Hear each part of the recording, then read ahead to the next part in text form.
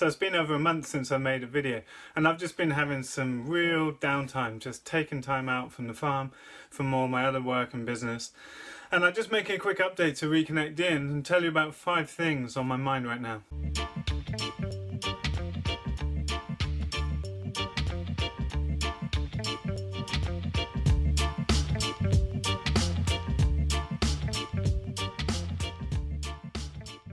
Well, as you know, if you've been following us, I went off to Southeast Asia with Matt and had an amazing time in Thailand. Really amazing to connect back into some places that I love and cherish. I went there first when I was 18, back in the millennium, and I've been there every year since. I used to go for a lot of meditation, and I've really enjoyed traveling in Southeast Asia in the past. Great to connect back in with some great body workers. One of my favorite masseuses is blind man Mr. Nut in Chiang Mai, and I had a lot of body work. I've had a lot of aches and pains with my elbows and arms and shoulders and lower back this year. So great to do a load of body work and take some time out eating mangoes and jackfruit and durian. And yeah, Matt and I just gouged a lot of durian, which was awesome. It was great to have some time with Matt to connect and just end that time together. That's, Matt was on a PDC with me in Koh Phangan back in 2013. I think it was just before we moved to the farm, and I was laying out how we were gonna, plan and design this farm, how we were going to install all of that design, and Matt wanted to come that first season but was going through some family things, so he didn't come that year. But then he came and was here as an intern, and then a farm manager, then an employee, and he's been a very significant part of the farm in the last few years. And so I've always been really sad that he's not joining us next year, especially with all the changes as we go down to much less people on a profit share model. It's a shame he's not here for that, but I'm also super excited that, he's going off to do his thing. So it was great to have that time, and for me it was very significant to go away because it felt like I was standing up on a rock and relaxing after just treading water and keeping above water for the last 4 years. I mean, my workload's been super intense, and while I've been in it, it's been just what I'm doing, and I'm passionate about it and excited about it every day. But I live and breathe and educate about this stuff 24/7 pretty much in all my waking hours, 7 days a week, and I really haven't taken a break. And it's taken me this last month just to sort of come to terms with that. And yeah, it's been a really interesting personal process. It's allowed me to reflect and rest, really deeply rest, and not get up for anything and not think about the farm for a few weeks.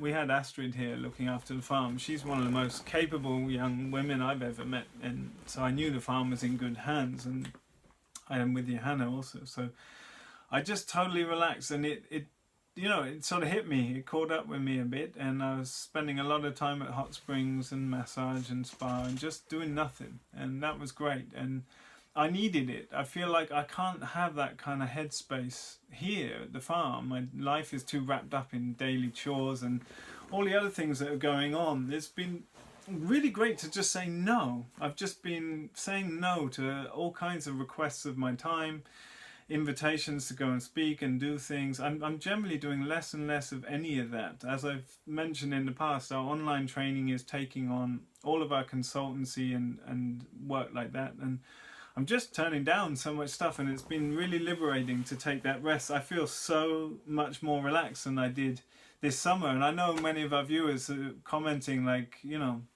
that I was looking exhausted and a bit rough this summer, and I was. And it's been a really tough year. It's been a really emotionally hard year. I got really fed up with people. I got really disillusioned with having so many people coming through here, and that's a really difficult and sad place to get to in a way. It started to affect my communication and way of relating, and made some difficulties in my relationship. And yeah, it's been really important for me to take some time out and reflect, because it's a horrible place to get to not feel super excited and valuing the amazing people that come through here. But yeah, it's been a long 4 years of putting other people before my needs, and that's changing now. This feels like a really positive new chapter where it's like, hey, we're at a stable place. It's taken 4 years of hard graft to get this place set up and to establish a business and get to a stable place where I can reduce my working hours by nearly half and have a normal working life, you know. And of course I'm super passionate about this stuff, and my spare time is put into writing and thinking and sharing stuff with you guys through videos or whatever. But putting family higher up in the priority list has been really important, and putting my relationship higher up, it's been really tough for Johanna and I. She's stood by me, you know, it's been so stalwart these last 4 years, and it's not been easy for her either. It's an interesting dynamic to have all these people sort of invade our space for 6 months of the year, and then the total opposite for the winter. And it's been amazing, but it's hard for us. I don't think it's relatable what it's like to live a public sort of life like that and then live a totally closed private life during the cold, long, dark winter. So we've been having, you know, some weeks now of just reflecting together and really spending a lot of time together thinking about what we value, what we want for these next years, and yeah, putting family and relationship first, which is, sounds really simple and obvious, but it's been really big, and there's been some great shifts for us, which is really nice. I feel like we're really moving into a new chapter in a way that feels, you know, it couldn't be better. It's so positive, and I'm super excited. Even though Matt's not here, Carla said she's joining us next year again as one of the Profit Share members, and that's awesome. She was here as a garden manager last year, and super capable young woman. She was a great member of the team, and so to have Nicholas and Carla back is awesome. And we've been having a lot of applications for first year apprentices. They're open for 4 more days, so if any of you are interested in applying for joining us for the 6 months next season, you've got 4 more days to apply. And just a little update for anyone that has applied, Nicholas is coming back on the 5th, and so we'll be starting to look through applications then. We won't be getting back to anyone until probably the middle of January, but yeah, thanks for everyone that's applied, and we're looking forward to going through those carefully in the next week or so. So yeah, it's really great to just have this extra time. Like the farm, I haven't put videos up just because I've been going through a lot of this processing with myself and with Johanna, because we've had people here up until I went to Thailand. Matt and Nicholas were here, so this has like been our first time to just connect back in together and really think about what's happened and where we're going next. And farm life is quite easy at this time of year. I wake up and the nest boxes are already open. So I collect the first lot of eggs straight away at like 6:30 in the morning when I feed them, and I feed the cows and sheep and the pigs. And then I go back after breakfast, maybe 9:30, 10, I'll come back and take the second lot of eggs. And I do that in the winter when it's freezing to make sure none of the eggs are frozen out there. Then I feed everything again at lunch, and then it's getting dark by 3:30, so I'll come and just check everything's got water, close the nest boxes, and then just before bed I'll open them up again. And that means that the chickens are all asleep and they're not going to go in the nests, but they're open in the morning. I have a light that comes on just before I do so that they go in the nest boxes and don't lay on the floor. That's really helpful. But yeah, that's going really well, and it's really smooth and easy. I'm doing microgreens on the side, and we've got 2 half-hour deliveries, and that's the weekly schedule. It's really nice to just have this, you know, really simple routine that just structures the day, and spend the rest of the time with Ragnar. And Ragnar and Johanna are away actually. My daughter Grace is here. We've all had a nice family Christmas, and Johanna's gone to visit her family, so I'm with Gracie for the next couple of weeks. And we're off to deliver eggs today, but just taking it real steady and slow, and it's really nice. I'll make some videos of how things are doing around the farm. I know I've been a bit absent of late, but there's not so much to show, but it's been hovering about 0 degrees to -10.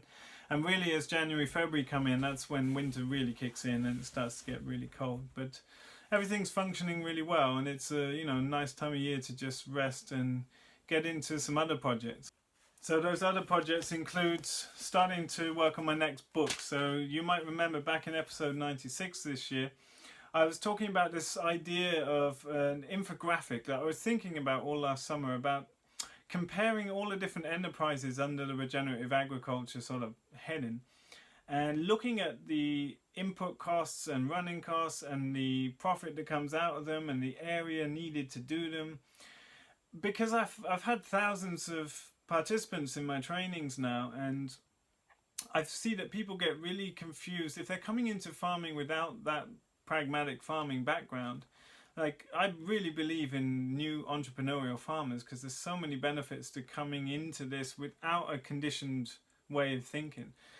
But if you're not familiar with those things, you've got no idea about the sizes and scales and numbers involved. And I feel like most of us that got inspired by reading people like Joel Salatin's books, they were really important because they had facts and figures and data in them. Not lots, but enough to give you an inkling of how to get going. And I really valued that personally. And it's really hard to find that for different enterprises, and it's hard to find a comparison of them. So like, for example, I've made people that have inherited a 100-hectare farm, and they just want to make a market garden on 2,000 square meters of it. And it's like, well, you've got all this land. Don't you realize you could run a poultry enterprise and put in 1/3 at a time to get the same income and make more use of your land whilst regenerating your grasses, you know? And some people that want to start a micro dairy but only have 4 hectares of grass. It's like, well, can you make a income, a useful, viable income like that?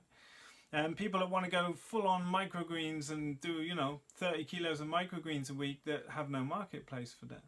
And so I feel like this idea has been developing, and I've been making a lot of notes here because I think it's turning into a book. Because what I want to do is take all of these things.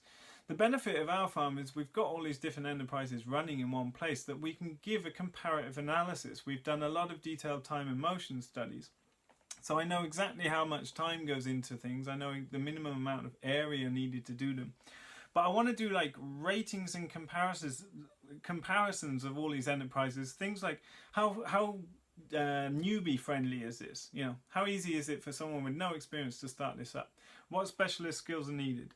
What is the minimum startup cost you would want to put into this? What is the profitability? How much is the running cost? What do you get out each year?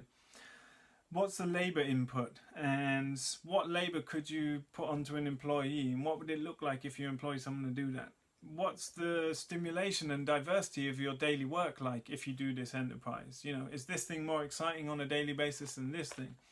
What's the ease of selling this product? What's easier to sell, eggs or vegetables, meat or milk? And how storable is the product? How can you spread the selling of them? How does this enterprise scale? And what's the mobility of the enterprise? Can you expand onto neighbours' land? Could you pick up your farm and move it if you had to?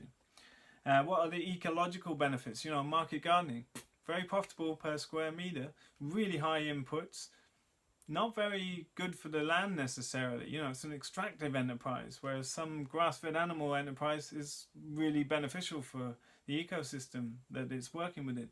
How do we compare those things? What is our context? What are we trying to achieve? And then what fits the jigsaw puzzle, as it were?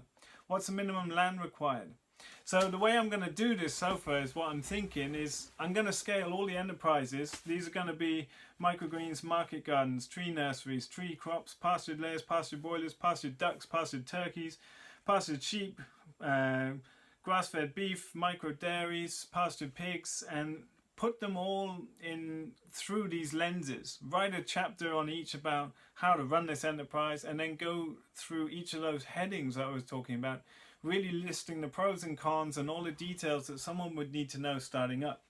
Now, obviously, this would be different in different parts of the world, in different marketplaces, of course, but I feel like if I put enough data in there about these comparative points, it will give you a good enough inkling of like, yeah, okay, I've got 3 hectares of grass, 4 hectares of wood. These are the things, that I could do here.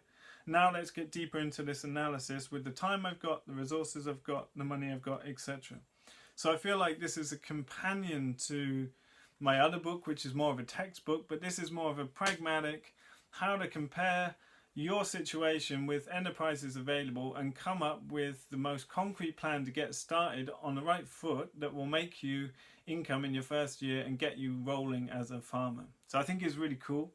And yeah, I'm going to base it around each enterprise producing an annual salary for a family, which here in Sweden is about 30,000 euros after tax. So it's got to drive about 556,000 euros of profit. So how many microgreens do you need to make that in a year? How many eggs do you need to produce? How many pastured broilers? So I'm going to put it all down in that context in a written form so that people can get into getting clear about designing their enterprises. And I'm really excited about it. I think it's going to be an excellent resource and something that just doesn't exist in the regenerative ag and permaculture literature at the moment. So there's some dates coming up I just want to let you know about. We've got 4 more days now to the end of the year. That's the ending of the early bird tickets for the one-day event in Stockholm with Curtis Stone. So you'll remember we're bringing the urban farmer Curtis Stone to Stockholm. If you want to see Curtis in Europe, that's going to be your only option now, because there's just 1 seat left on the farm course, I believe. And so there's no other events planned in Europe. So if you want to see Curtis, make sure you sign up for that, and the tickets will be going up by 20 euros after the start of next year. And it's also the last day of the year, is the last time to put in an application for the apprentices positions here next year. And one thing I'd like to ask all of our followers is something I've been considering for next year is whether to start a Patreon account. Now, I've been happy doing the YouTube channel the way it has been. It's been amazing to watch it grow from about 1,000 subscribers to 20,000 subscribers now. I was expecting it to get to half of that this year. So it's been amazing to see that growth and all the support and comments from around the world. I know some of you have followed it really closely from the beginning and watch all our videos. And I see from the analytics that a lot of our viewers watch all of the videos and all of it, and they don't turn it off till the end, which I really value and appreciate. And it makes me feel like, yeah, we put out some interesting things. I've not needed any support in making that channel, but as you know, if you followed us, it's just me whipping out my phone and trying to capture a bit of what's going on here at the farm every day. And I know some of you appreciate that kind of, simple vlog style way of doing it. I know there's been some audio issues and things like that, but to be honest, I have not been willing to do anything differently because it's, I haven't had time. So I've been considering where to take the channel now. You'll notice if you look back at the last year, I've put season 4 little numbers on each episode so that people can make sure they've seen all the different episodes and can communicate about them if they wish to with each other. And just thinking about that made me think, right, we're starting season 5 in a few days. So it's a time that I would consider starting a Patreon account. And I want your opinion, because what I would do with that, I think it would be a subscription per view, per video created. And I would have videos going out a week earlier on Patreon. And anyone that subscribes to our Patreon account, I would answer their questions as priority. You'll know I just haven't been very good at answering any questions this year, and I don't have time to be honest, but I would consider answering patrons' questions, and you'd get videos a week earlier, and then they would go out to the public anyway. And the reason I would raise some income is because we've separated the businesses now. That's my other work that's not working on the farm with farm animals and produce is separate now, and it's got to fit outside of my share of the farm chore hours, which is a full-time job. Because we're all working in this profit share, and I'm equally part of that. So my farm labour is a full-time job, and all this stuff is got to be additional to that. So in that way, I feel like I would like some support in that. And if there's enough support, what it would allow me to do is to take this as a more serious thing and put more time and organisation into it to improve the quality and consistency of videos and the educational material within that.